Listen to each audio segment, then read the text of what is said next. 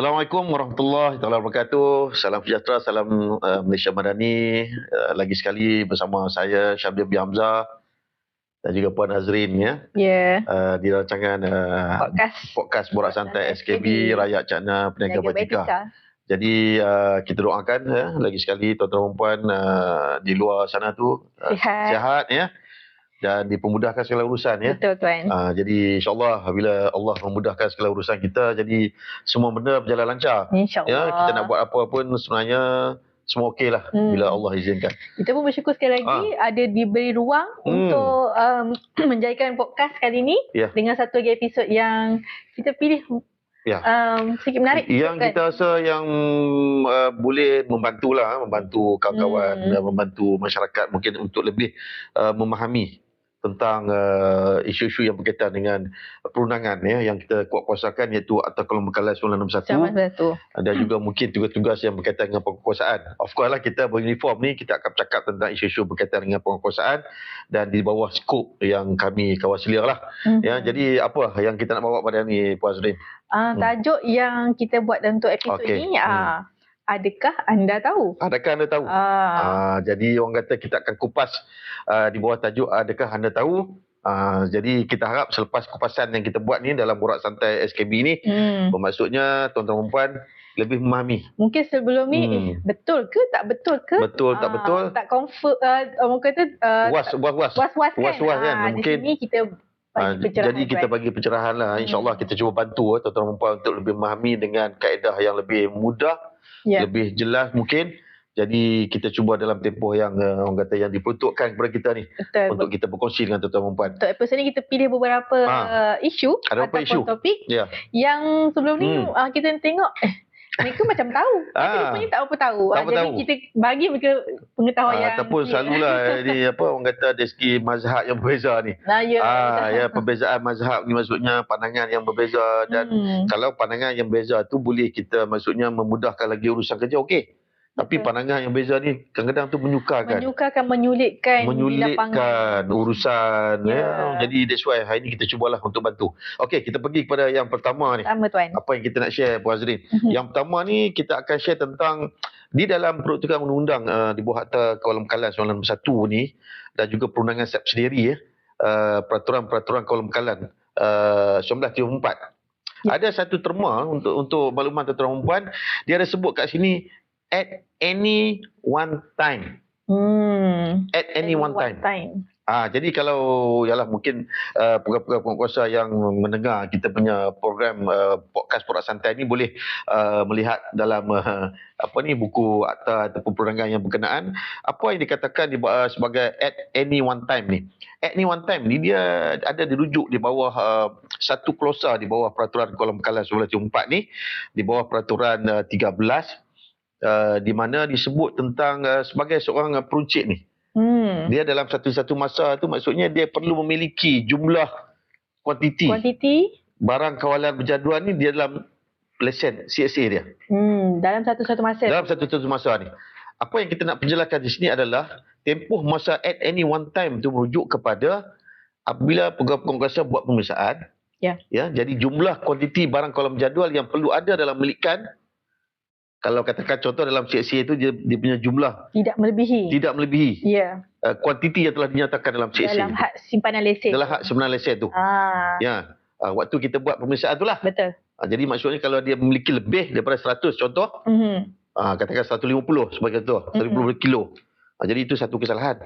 Tak kira dia perniagaan dia mungkin satu perniagaan besar, meriah ataupun banyak kuantiti jualan dia, transaksi banyak.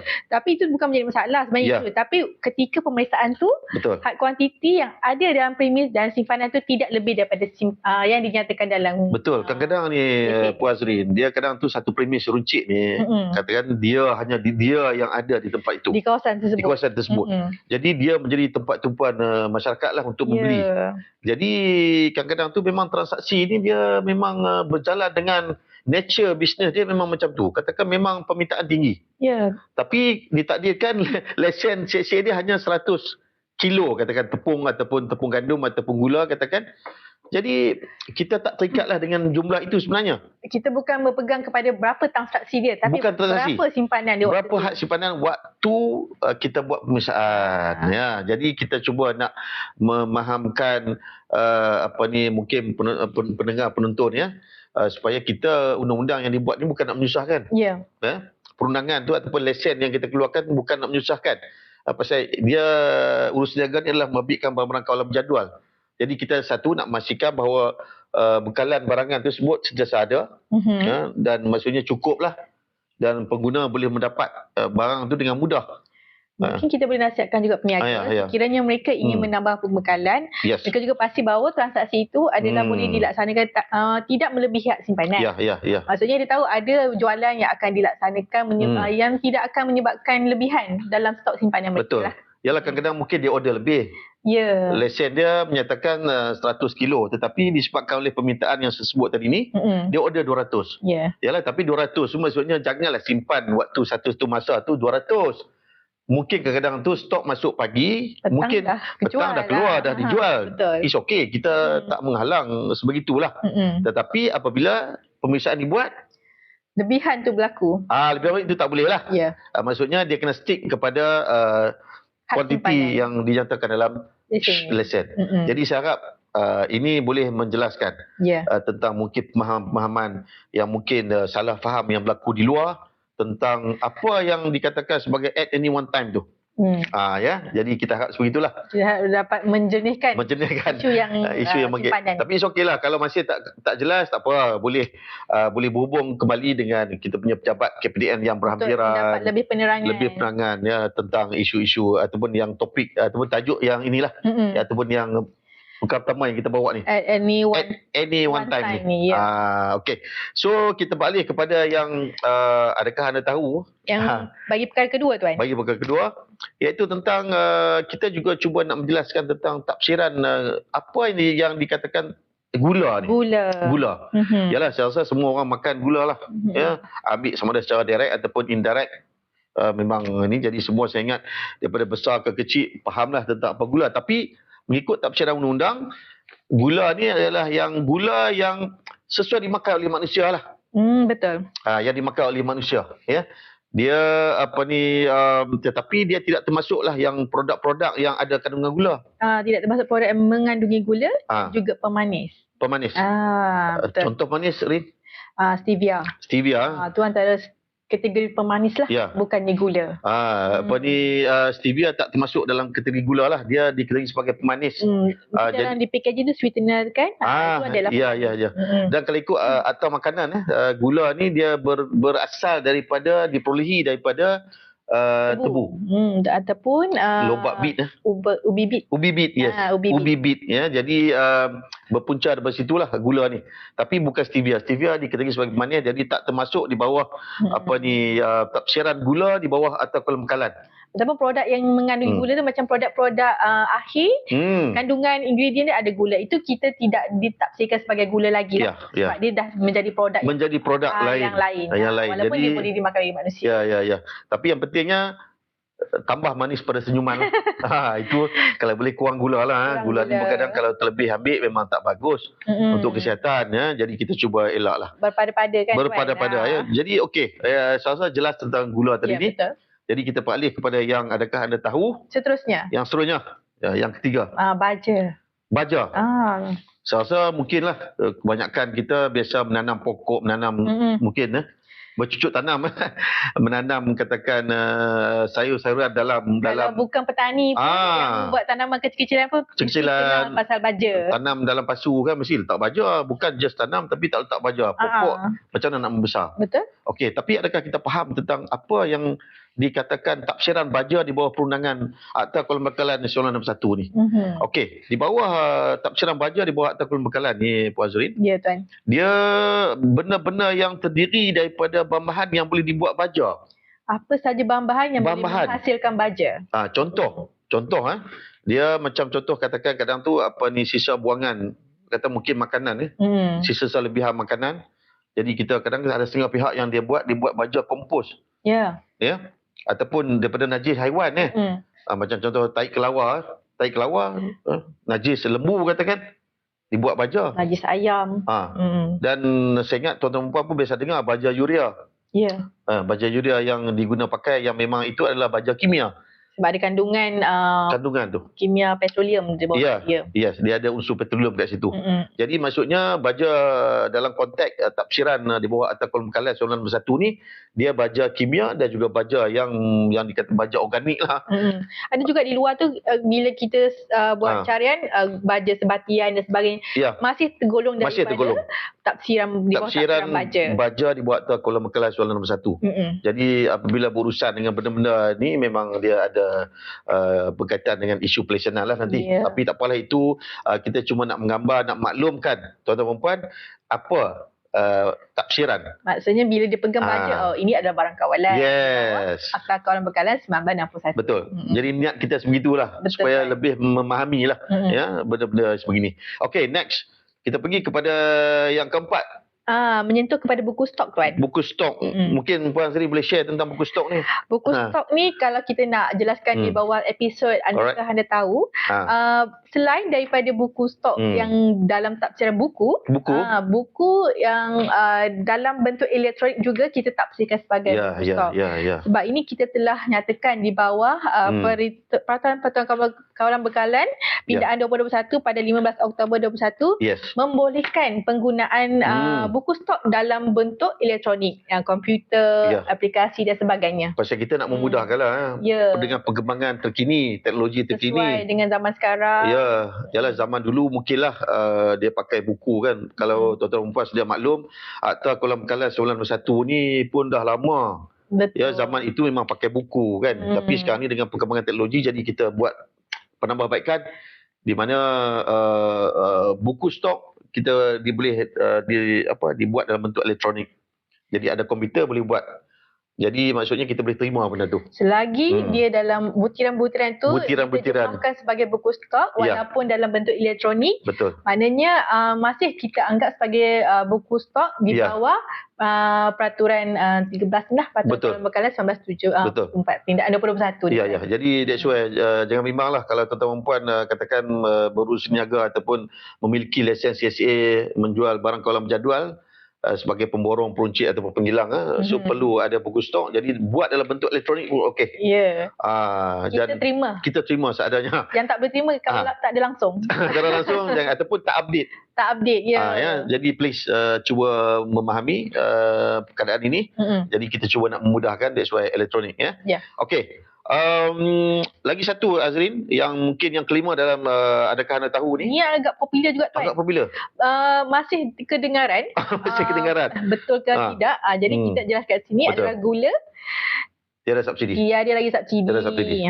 Bermula daripada 25 Oktober 2013. Betul. Itu hari pasal saya terperasan, saya ada terbaca satu kereta abar disebut gula ada subsidi. Ini salah kita betulkan. Betul kan. Mungkinlah maklumat tu tak sampai, tapi hari ni kita ambil peluang ni untuk sampaikan bahawa gula ni semenjak 2013 lagi tidak ada subsidi. Dulu sebenarnya ada kenyataan media diwawarkan, tetapi ialah mungkin pengguna terlupa ataupun tidak kita ingatkan kembali. Kita ingat kembali lah. Gula tiada lagi elemen subsidi. Macam ini topik pada kali ini macam ulang kaji lah untuk kita memahami tapi ialah that's why peranan kita untuk memaklumkan kembali lah tentang benda-benda yang mungkin untuk kita refresh semula lah pemahaman kita tentang undang-undang yang berkaitan dengan Akta Kuala Bekalan 91 ni. Betul. Okay, next kita pergi kepada padi dan beras. Padi dan beras ini pun antara yang terkini. Yang famous lah. Yang famous. Mungkin yang di kedudukan pertama. Carta pertama padi dan beras. Sekarang ni, tuan. Berkaitan dengan padi dan beras ni bukan lagi menjadi barang kawalan di bawah Akta Kawalan 91. Okey, bukan di bawah purview KPDN lagi. Jadi kita pun dah buat satu perwataan yang mengeluarkan padi dan beras ni daripada sebagai barang kawalan. Semenjak tahun 2021 di bawah Perintah Kawalan Bekalan Barang Kawalan nombor 3 Pembatalan 2021. So, macam mana kita sedia maklum, punca kuasa dalam peranan KPDN ni apabila barang yang dikawal ataupun diwadakan di bawah barang Akta Kawalan Bekalan, itu di bawah kami lah. Tapi bila dia dah dikeluarkan, jadi dia berada di bawah punca kuasa agensi yang betul. Agensi mana? Itu bahagian kawasan padi dan beras lah. Betul. Di bawah Kementerian Pertanian dan Keterjaminan Makanan.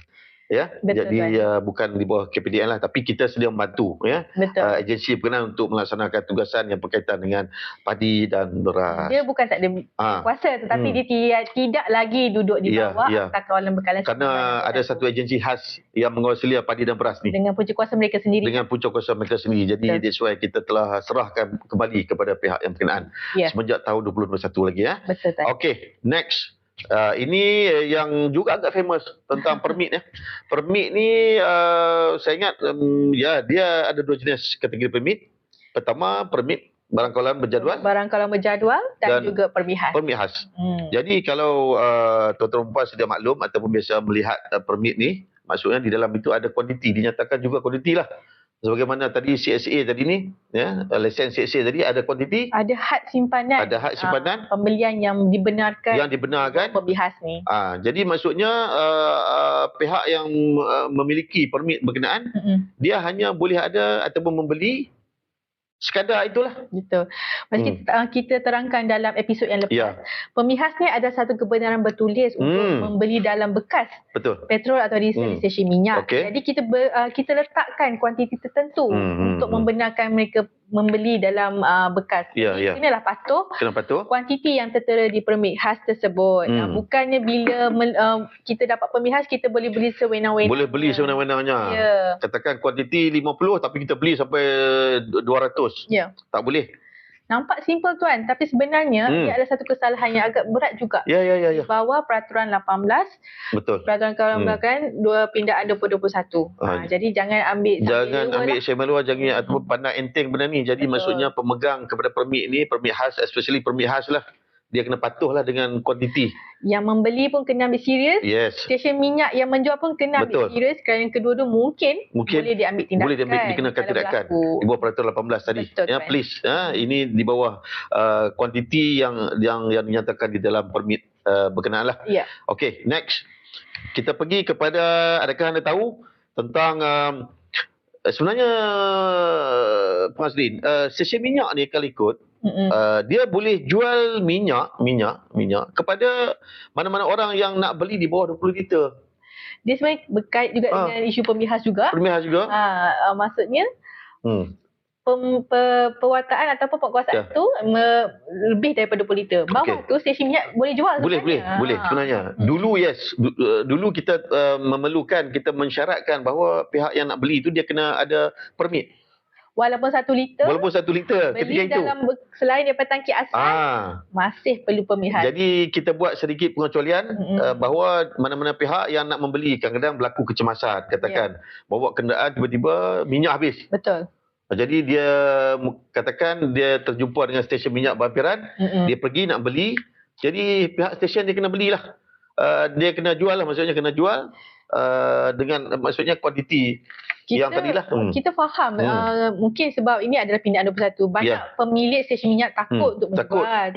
Tapi di sinilah kita bagi pencerahan bahawa kita telah membuat pengecualian di dalam undang-undang tu sendiri. Betul. Dia telah diwartakan bahawa tuan-tuan sebagai pengusaha stesen minyak dibenarkan menjual bawah 20 liter tanpa permit khas. Tanpa permit khas. Betul. Jadi ialah kita memandang isu dalam kes kecemasan macam saya sebut tadi. Jadi kalau mana-mana pihak dia datang nak beli tu, stesen minyak perlu benarkan lah. Dengan syarat bawah 20 liter. Tapi kalau lebih 20 liter itu lain lah. Itu dia memang kena ada permit lah. Cerita daripada ni tuan, sedikit lah saya nak tambah. Ada juga pertanyaan macam mana kami nak kawal. Itu kita mengalu-alukan pemegang-pemegang pengusaha stesen minyak untuk merekodkan penjualan yang bawah 20 liter. Walaupun kita tidak mendetekan dalam undang-undang, tapi sebagai kawalan kendiri tuan-tuan dan puan-puan untuk melihat mereka yang kita risau. Boleh sediakan buku untuk merekod dan sebagainya, ataupun buat dalam komputer sebagai contoh kan, untuk merekod pembelian yang dalam kuantiti yang berkenaan. Kalau bimbang lah kan, ada mana-mana pihak yang mungkin cuba nak menyalahguna benda ni, boleh. Jadi itu kita galakkan sangatlah. Jadi saya harap tuan-tuan dan puan jelas tentang kebenaran yang penjualan bawah 20 liter. Bawah 20 liter ni. Jangan pula tak bagi selalu pasal kita buat ada dapat terima aduan. Banyak aduan dia menyalahkan pemilik stesen tak nak jual dan sebagainya. Betul. Jadi undang-undang bagi pengecualian. Okey. Kita pergi kepada yang berikutnya. Di bawah adakah anda tahu ni kita mungkin nak share ini perbezaan. Apa itu CSA? Apa itu CSA? Apa itu permit? Dan apa itu permit? Pasal ini cukup popular. Kita cuba nak menyampaikan, boleh kata dalam episod-episod kita dahulu pun ada kita sebut. Tapi kita nak ulang siaran. Kita tarik dia punya topik tu dalam episod ni. Kita ulang siaran. Untuk lebih orang kata mungkin kalau tuan-tuan dengar lebih dekat lah. Lebih dekat. Beza ni. Ya betul. Pasal benda ni sentiasa kita mendapat pertanyaan.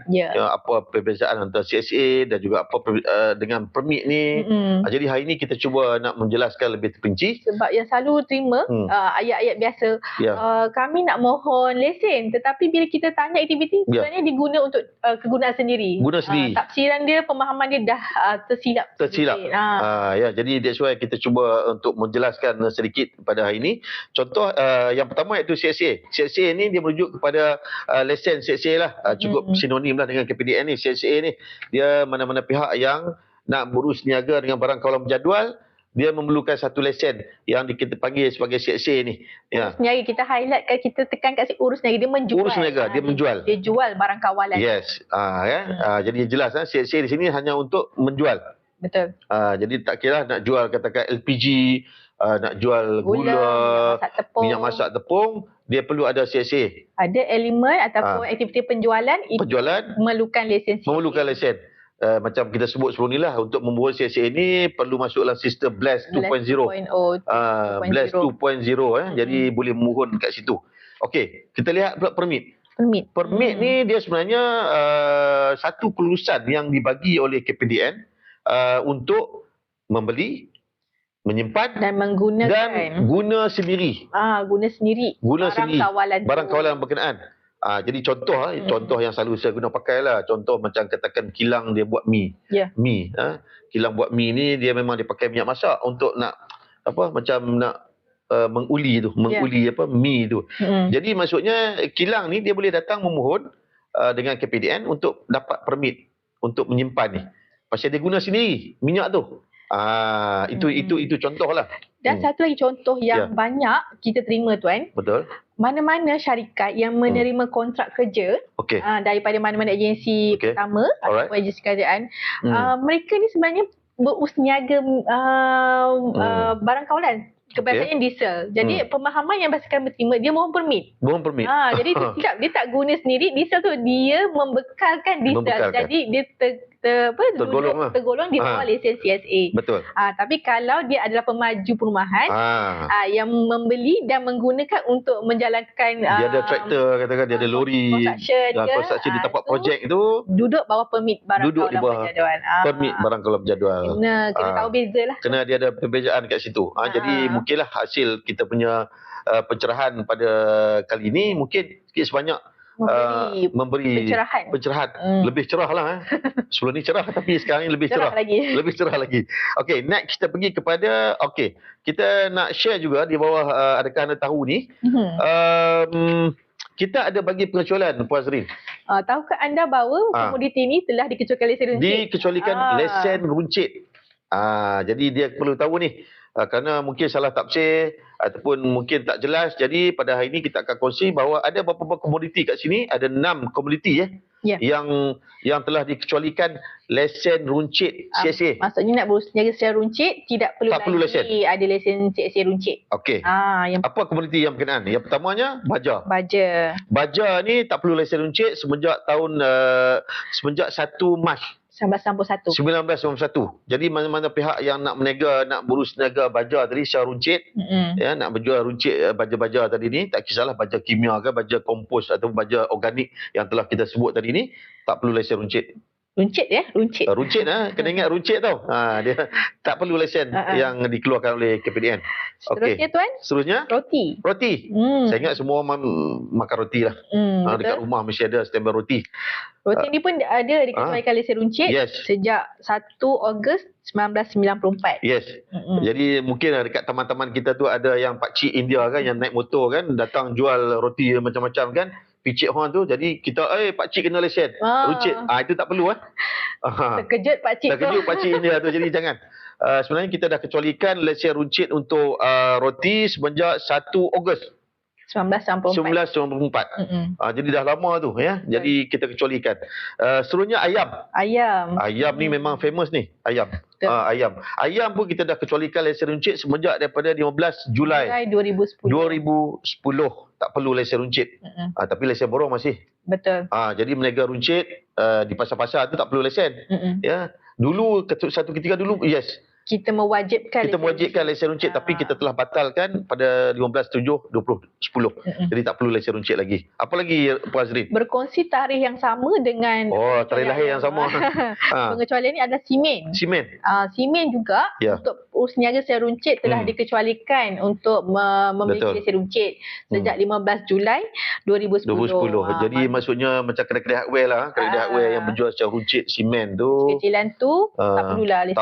Tak perlu lesen runcit. Ialah simen ni pelbagai jenama lah yang saya ingat mungkin semua sudah maklum lah nak bina rumah, nak bina apa, jadi mesti pakai simen. Jadi kalau peniaga runcit tu tak perlu ada lesen lah. Nak guna kecil-kecilan tu kita bagi pengecualian dah. Okey, seterusnya bar bulat kulit lembut. Bar bulat kulit lembut juga telah dikecualikan lesen runcit pada tarikh yang sama 15 Julai 2010. Dia pasal simen ada, bar bulat kulit lembut pun mesti ada ni. Dia satu geng ni. Dia seangkatan. Pasal dia kadang nak buat binaan. Bahan binaan ni dia bersekali. Jadi simen dengan bar bulat kulit lembut tu tidak perlu lesen runcit untuk berurus niaga lah.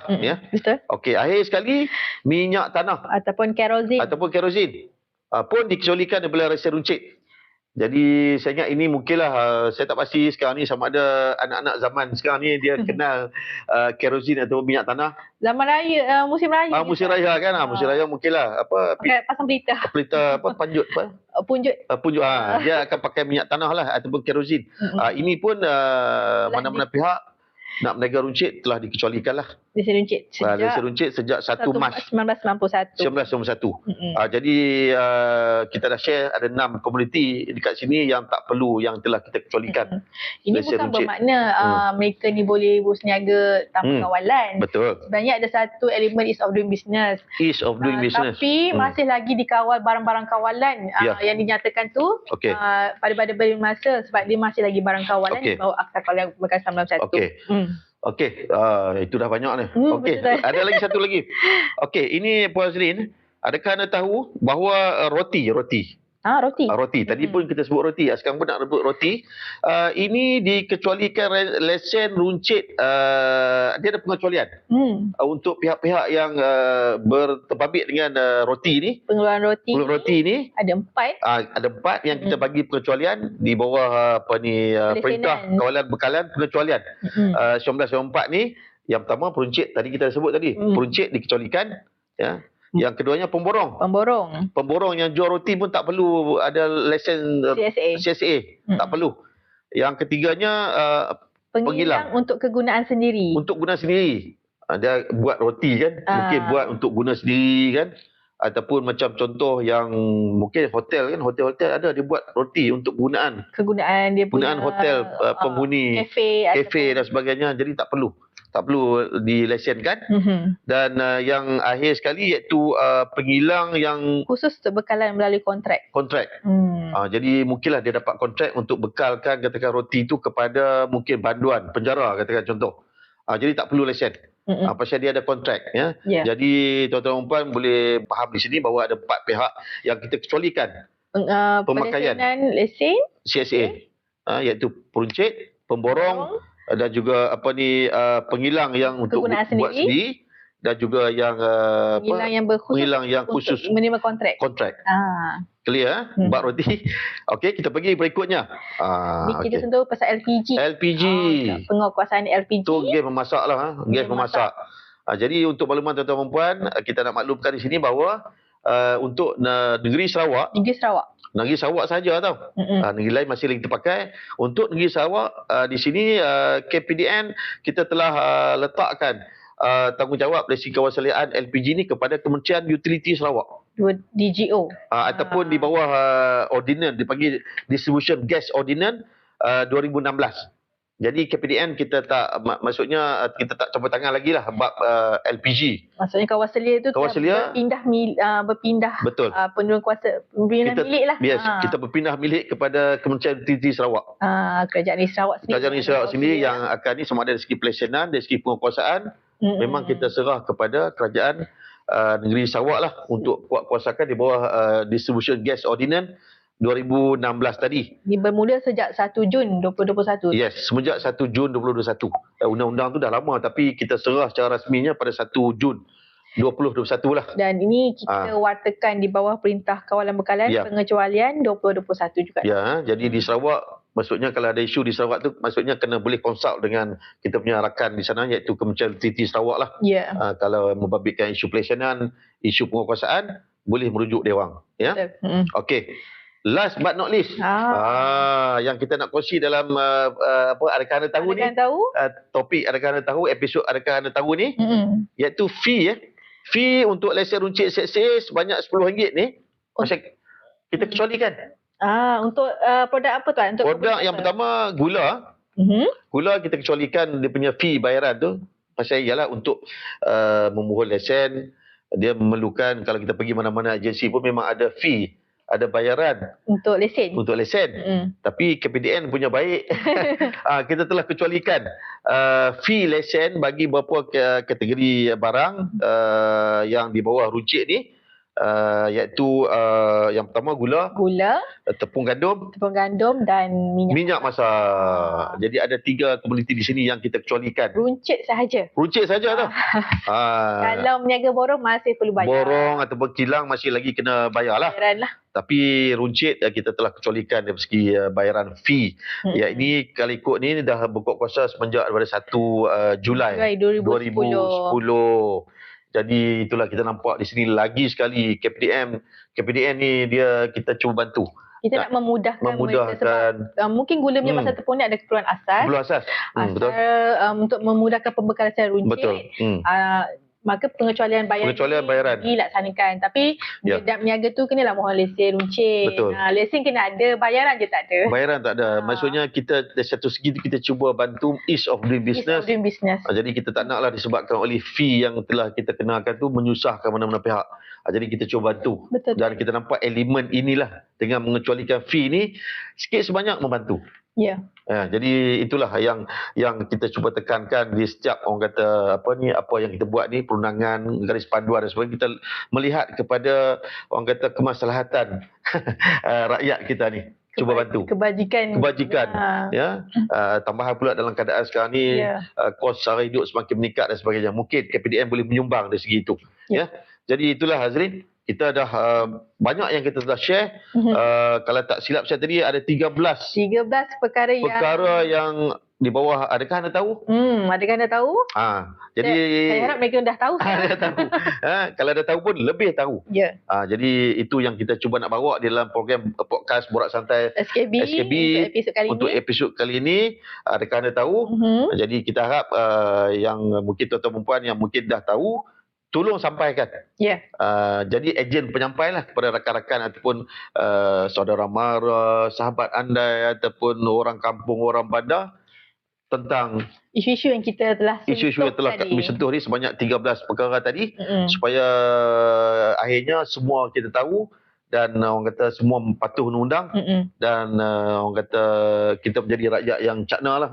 Mungkin selepas kita tuan-tuan pengguna penonton tengok episod ni, ada lagi perkara yang mereka nak tahu?